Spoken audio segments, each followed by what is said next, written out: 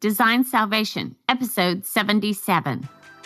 This is Design Salvation, your lifeline to better design with Dixie and Annie. Our mission is to share our conversation with you so we can all elevate our work and lifestyle. Welcome to the fold.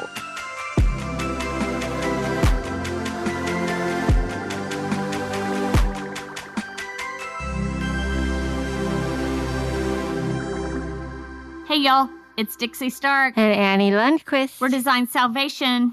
And it's holiday time. Happy holidays. Happy holidays. Y'all don't want me to sing to you. Nor I, no. But I am in the mood. I am too. I'm super excited. I mean, probably because the kids are coming home, but also just, I don't know. It's pretty out. It's sunshiny. I know. The trees are all at the nursery. I'm dying to go get my Christmas trees. I Dying. know. Can't wait. It's going to be so good. I got to find some good.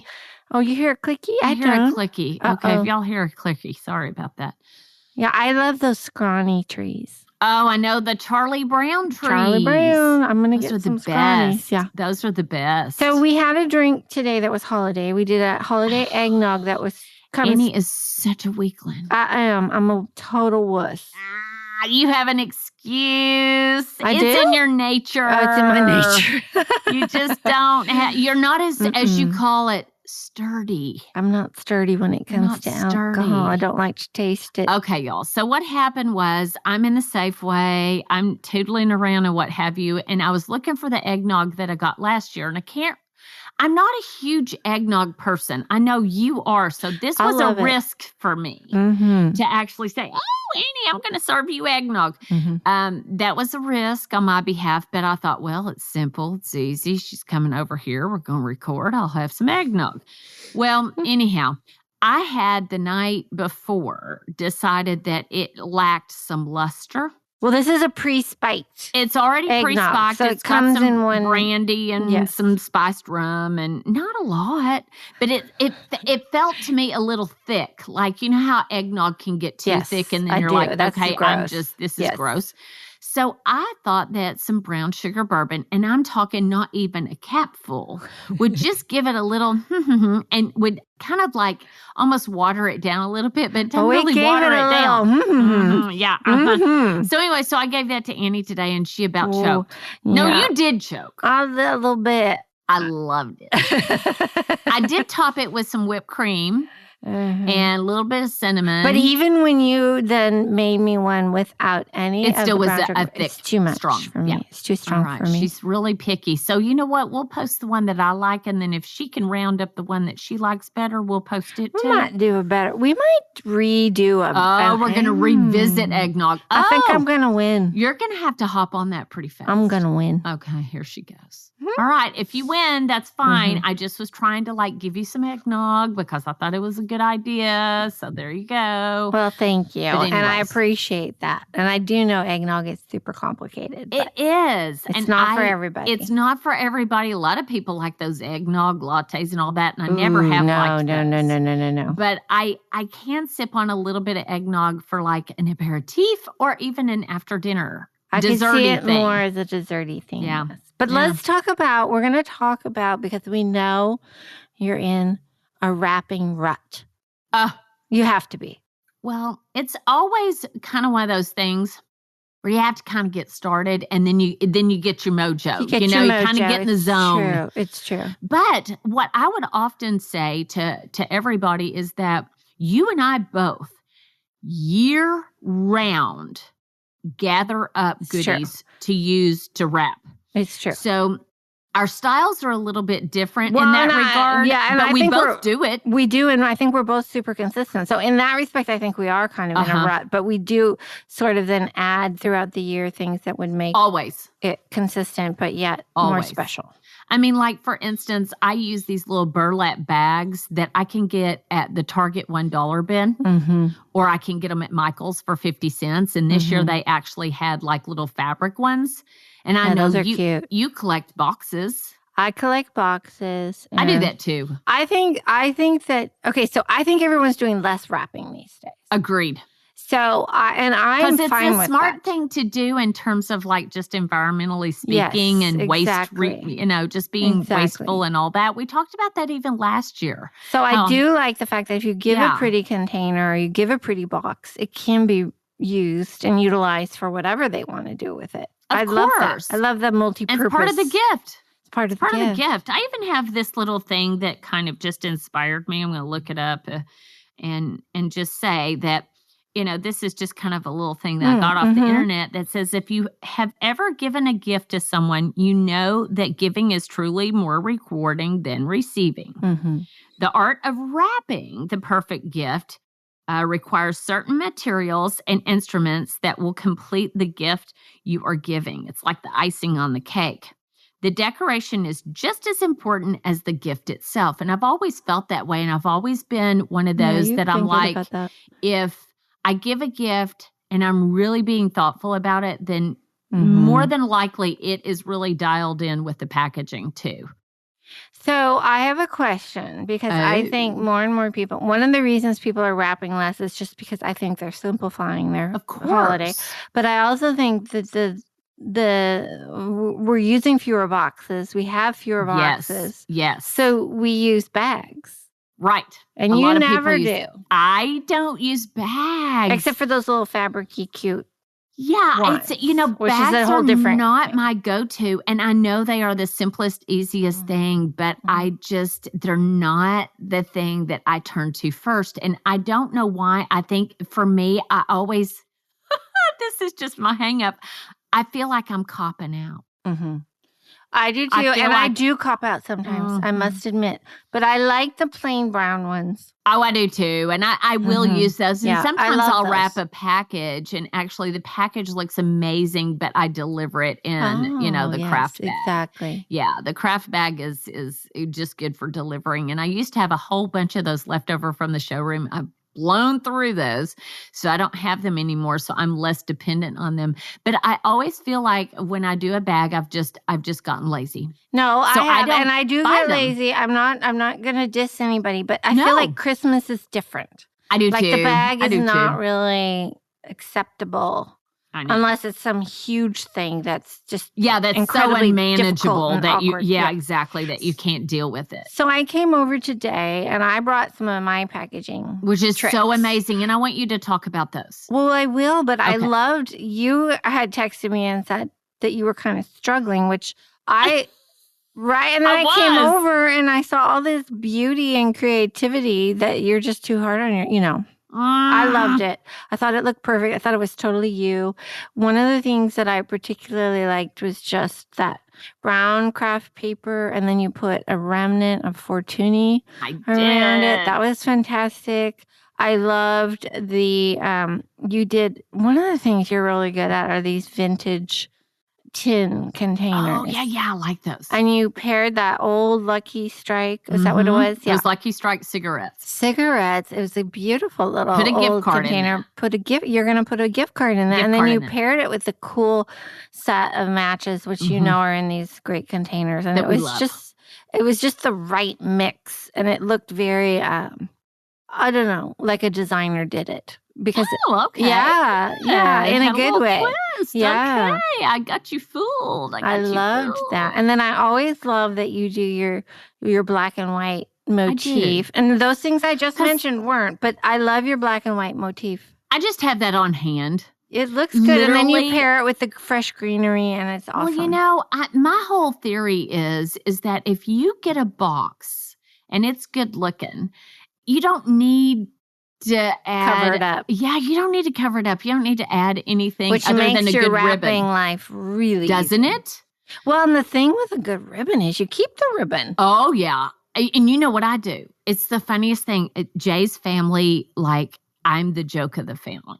Because I will go around and I will pick up everybody's pretty ribbon. We don't wrap as many gifts as we used to. Sure. They just wad it up and throw it in the garbage. And they know now after 20-something years. But prior to that, I used to be going through the garbage. Yeah, and I get his that. dad I totally get that. Called me on it. He kind of was like, are you dumpster diving for ribbon? And I was like, this is really good ribbon. And I know it's expensive. And And I just think it's so pretty. And he goes, well, it's all wrinkled. And I said, oh, that's what my flat iron for my hair is for. Oh, is that how you do your ribbon? I never thought of that. So what you do is oh my gosh, how do I not know that? Your flat iron is your friend for just flattening out the wrinkles of the ribbon. And so at the end of Christmas every year, I take a good half an hour to an hour, sit in front of the TV or not, and I get all the ribbon back to in good shape with my hair iron. Well, I do have a whole box of just ribbon remnants from holidays and I can't bear to get. And I cannot bear, and I'm the same way with fabric. You know, we do that. We just hoard it. We do hoard it. I know, but I like this creative idea. And one of the things, I have a friend and she always brings gifts and she'll use a bag and put pretty tissue in it. It's not the special thing that she does is she always puts a card in there, which that's not the special thing. Right. She has the whole family sign it. Oh, like the kids and everything. And it just is so, because I know then that the whole family has thought about it. Has thought about it and knows that something's coming to you. Yes, and I haven't done that ever, really. I just write from, Annie and Deke and the kids, or Annie and family, or from the Lundquists, or, and I just love that they all sign on their own individually. That's super cool. That's a super nice little touch. That is a little touch. Just a little touch. So much. Mm-hmm. Yeah, you came in today and I loved, you had a basket, a big honking basket, let me add, that had all these great things that are unconventional ideas for gift wrapping, which, you had those beautiful, they're basically placemats that are paper that a lot of people will use when they're entertaining. Papers. Yeah, they're called kitchen papers. And I should have gotten the brand names because you can order them online, but you can look them up, kitchen papers. Such a great idea. And they're so fun for wrapping. And I think sometimes they're a little overwhelming on a tablescape because there's too multiple much. Yeah. And it's a lot. I mean, some of them are a little tamer, but there are some beautiful ones, which we did video them, and there's some beautiful ones with stags and antlers and all sorts of gorgeousness. There's a rooster one for sort of more kitchen items that I like to wrap in. And but the clever thing that I thought you did was a lot of those, because they are placemats or place settings, they'll have a little location for the name.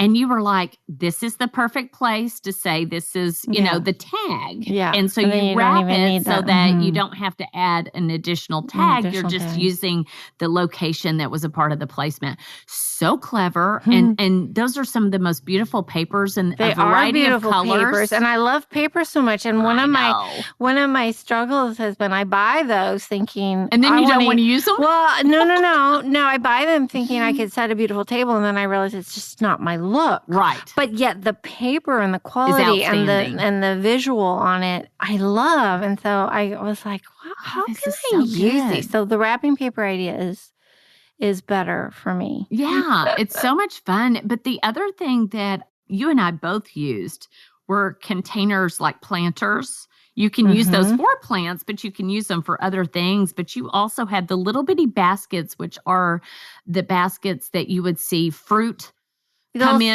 Little strawberry, the little wooden containers. Oh, there goes Willie. The dogs are here. Yes, and those are really fun to put like a little jam jar in, and then a little. So clever. You could fill it with greenery just to make that be your little stuffing to protect it. Exactly. And then wrap it in cello in a beautiful ribbon. And then you're good to go. Yeah. Oh, there goes Willie. I don't know why he's barking, but he is. Okay. It's all good. Anyways, but yeah, you can totally use the cello around that. And even if it's something that'll stay contained, you can just, tie a bow on it and you don't even need to do the cello, you don't have honestly. to do that. You don't need to. And I love that about containers these days. They're so chic. You know how they're doing candles that are beautiful and all sorts of things from kitchen items, or beautiful olive oil, or I don't want to see them covered up. Beautiful bath products. I don't really want to see them covered up. Exactly. I think that over the years, branding has become such an important part of product and retail. That's now the branding and the packaging is so good It for the lures product me in. that, it lures you in. And then because it's so dialed in, you don't have to, cover it up. Yeah. You just roll with it. And so maybe you find a complimentary ribbon or a complimentary piece of greenery. You and I love to do greenery, but I've noticed that like you talked about, you do your big, yummy, delicious packages that stay under the tree first. Oh, yeah. I do. I wrap some bigger items and I make them all really, really pretty. And it takes more time. Yeah. And and maybe concentrating. it's just like 7 packages. So the tree, it looks like Christmas is coming.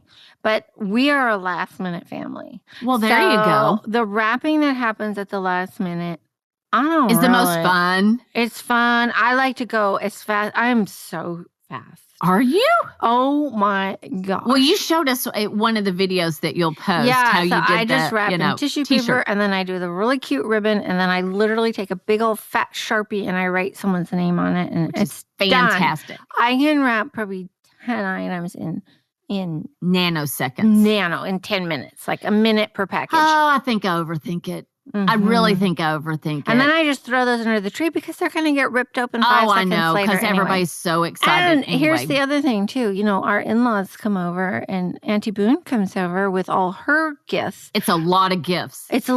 But my point is they're all in different wrap. Then it all looks crazy anyway because there's a million different wrapping papers all of a sudden because they don't have one aesthetic. No, they don't. That's not. No, in fact, I have fought with Deke for years because he's like, "Where are all the wrapping papers? Like with the kitties sledding down the hill on them, and then the polar bears." We don't have them. No, I don't do that. But I do loosen up at the end because I know it's going to be. It's going to be fun no matter what. And it's going to be a mishmash. It is. I just have those first few pretty ones that looks like really intense. We're prepared and Christmas is coming, but we really aren't. Yeah. We really aren't. Okay. Well, that's good to know. I kind of got a reputation in the family for all these pretty packages because I've always been this way, even as a little girl. Mm-hmm. I always wanted the gift wrapping to be really pretty, and I took great pride in that. It's kind of funny. Now we just don't do as many gifts. Right. And most of it is actually stockings and stocking stuffers. And I still want to wrap the stocking stuffers. I do too. I want to wrap up the stockings. Well, okay. I think that's fine. When I grew up, my mother and my mama, they were never really big on, having everything wrapped. Mm-hmm. And the packaging wasn't as good back then as it is now, like we were just talking about. But nevertheless, I always wanted everything wrapped. I totally agree. I think that's why I don't use bags. Yeah. They don't go in stockings. But I do use them. No, they don't. I go through a ton of tissue paper for stockings and making it pretty with the ribbon still. Yeah, I love that. I love it. I love the ribbon. And then, you know what? This next year, I want you, or this year, like into the next year, I want you to make sure you got your flat, My flat iron for the ribbon. That's a great idea. Okay, so we're having a party. Oh my gosh, we are. Well, it's a design. It's for the trade. Mm-hmm. It is for the trade locally, and we just kind of wanted to talk about it because it's fun for us, and it's something that we hope that as a result of this one particular event, that we'll be able to do more similarly. So I think it'd be fun for us, and I think it'd be fun for the area. Well, we love fabrics. We love fabrics. And we really want to support fabric designers and the industry. Of course. And this particular one is Fortuny.